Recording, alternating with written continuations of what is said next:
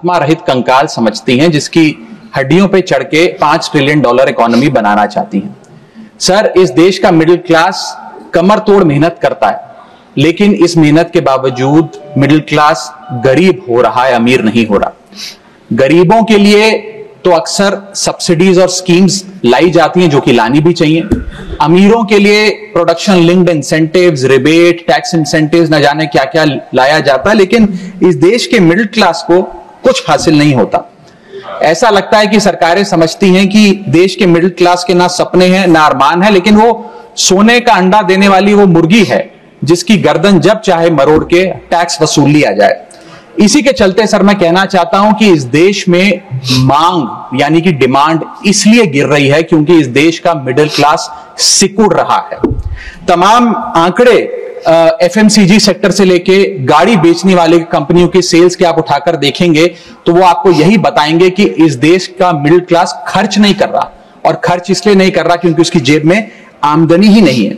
Middle class खाली census के लिए नहीं है सर, उसके भी अपने अरमान हैं, उसके अपने सपने हैं। 1989 में यूनाइटेड स्टेट्स ऑफ अमेरिका में एक पिक्चर बनी थी जिसका नाम था Honey I shrunk the kids. मुझे लगता है भारत देश में वर्ष 2025 में पिक्चर बननी चाहिए honey I shrunk India's middle class. Sir, मैं आपको साफ तौर पे बताना चाहता हूं कि मिडिल क्लास टैक्स उससे वसूला जाता है जैसे उससे किसी अधिकार से हम टैक्स ले रहे हैं और सुविधा उसको एहसान मुताबिक दी जाती है। सर, नेस्ले इंडिया के अभी आंकड़े आए जो इस देश की सबसे बड़ी एफएमसीजी कंपनियों में आता है। उस आंकड़ों में यह पता लगा कि 8 वित्तीय वर्षों में इस वर्ष सबसे कम ग्रोथ उन्होंने दर्ज कराई है। और जब नेस्ले इंडिया के चेयरमैन से यह बात पूछी गई कि क्यों आप अपनी लोएस्ट ग्रोथ पर आ गए, तो नेस्ले इंडिया के चेयरमैन ने कहा कि भारत का मिडिल क्लास खरीद नहीं रहा, भारत का मिडिल क्लास सिकुड़ रहा है। मैं महंगी गाड़ी और महंगे मकानों की बात नहीं कर रहा सर, लेकिन सस्ती गाड़ी और सस्ते मकान जो मिडिल क्लास खरीदता है उनकी डिमांड घटती जा रही है, उसकी प्रोडक्शन घटती जा रही है, जिसका सीधा इंपैक्ट हमारी इकोनॉमी पर है। काफी चर्चा हुई सर सरकार द्वारा कि हम मिडिल क्लास के लिए 12 लाख की टैक्स रियायत लेकर आए। मैं सर बतौर चार्टर्ड अकाउंटेंट ये बताना चाहता हूं कि ना ही ये टैक्स एग्जेम्पशन है, ना ही ये टैक्स डिडक्शन है, ये एकमात्र टैक्स रिबेट है। इस रिबेट का स्वागत हम सब करते हैं, हम सबको खुशी हुई, लेकिन मैं आपको इन तीनों में फर्क बताना चाहता हूं और ये दिखाना चाहता हूं कि कैसे चोर दरवाजे से इंडियन मिडिल क्लास से अभी भी इनकम टैक्स वसूला जा रहा है। पहली चीज सर, ये इनकम टैक्स एग्जेम्पशन नहीं है। एग्जेम्पशन होता है जैसे एक सोर्स ऑफ इनकम पर इनकम टैक्स लगे ही ना, जैसे कि इस देश में एग्रीकल्चरल इनकम, खेती बाड़ी से जो कमाई होती है उस पर कोई इनकम टैक्स नहीं लगता। ये वो नहीं है। ये टैक्स डिडक्शन भी नहीं है। टैक्स डिडक्शन होता है कि फर्ज करिए आपने साल में 15 लाख रुपए कमाए, इनकम टैक्स डिडक्शन आपको 12 लाख रुपए की मिली, तो 15 घटा 12 3 लाख पर आपको इनकम टैक्स देना पड़ेगा। ये टैक्स डिडक्शन भी नहीं है, ये टैक्स रिबेट है।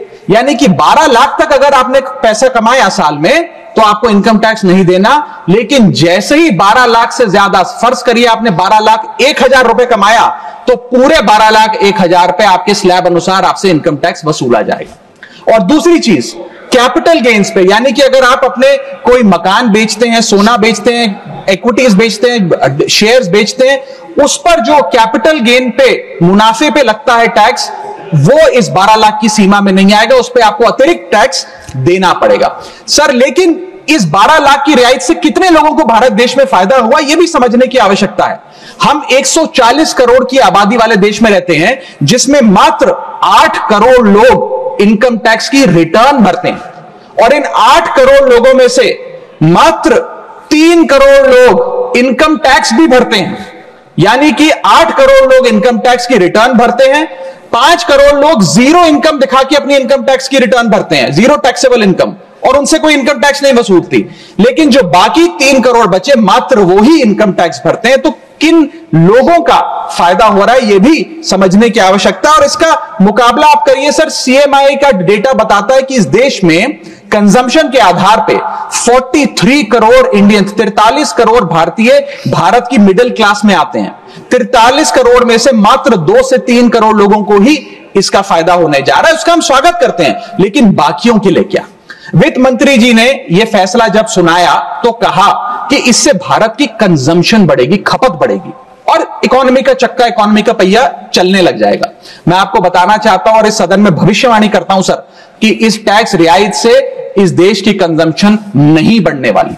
अगर आप वास्तव में इस देश की खपत यानी कि कंजम्पशन बढ़ाना चाहते हैं तो आपको इनकम टैक्स के साथ साथ जीएसटी नाम का टैक्स कम करना पड़ेगा, क्योंकि जीएसटी वो टैक्स है जो इस देश का अमीर से अमीर आदमी और गरीब से गरीब आदमी भी देता है। जब गरीब आदमी अपने घर में चूल्हा जलाने के लिए माचिस खरीदता है तो उस पर भी जीएसटी देता है, और अमीर आदमी जब सफर करने के लिए मर्सिडीज और बीएमडब्ल्यू खरीदता है उस पर भी जीएसटी देता है। जीएसटी वो लोग भी देते हैं जो इनकम टैक्स नहीं भरते, जीएसटी वो लोग भी देते हैं जिनको सरकार उन 80 करोड़ भारतीयों को जिनको फ्री राशन देती है, जीएसटी उनसे भी वसूला जाता है। तो सही मायने में अगर आप भारत में खपत यानी कि कंजम्पशन को बढ़ाना चाहते हैं, इकोनॉमी रिवाइव करना चाहते हैं, तो आपको जीएसटी कम करना पड़ेगा और जीएसटी स्ट्रीमलाइन करना पड़ेगा।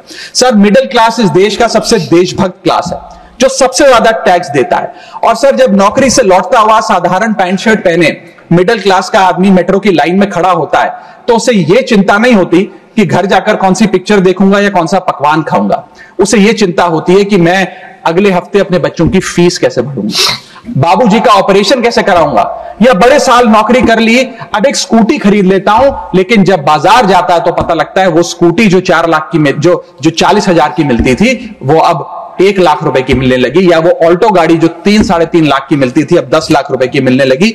ये सच्चाई है सर।